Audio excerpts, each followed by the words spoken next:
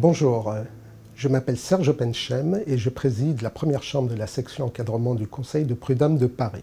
Je vais vous parler des répercussions de la loi Macron sur le droit du travail.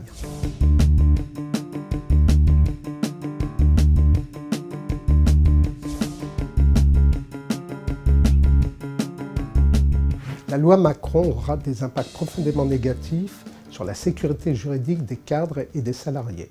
Elle instaure une justice à deux vitesses, elle met en place des procédures tirées du droit anglo-saxon, elle rompt l'égalité des armes entre employeurs et salariés devant les juges. Enfin, elle sera coûteuse pour le demandeur.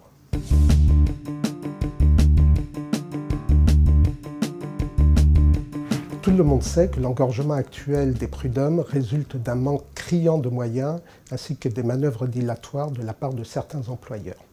La loi Macron n'envisage rien pour y remédier. Au contraire, elle n'envisage d'accélérer le calendrier que pour ceux qui accepteront que leur affaire passe devant un bureau de jugement réduit à 2 conseillers au lieu de 4. Conséquences prévisibles, une justice rendue à minima, des décisions peu solides et un engorgement pérennisé.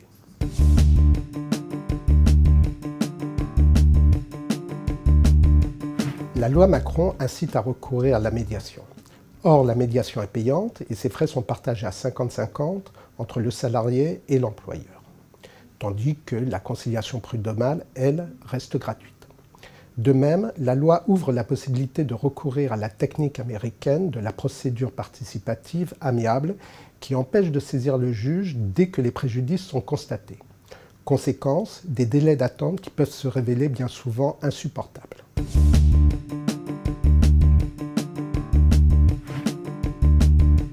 La loi Macron crée le métier d'avocat d'entreprise, c'est-à-dire d'un avocat exerçant à l'intérieur même de l'entreprise et qui dépend d'elle. On voit tout de suite le déséquilibre de moyens qui en résultera devant le juge.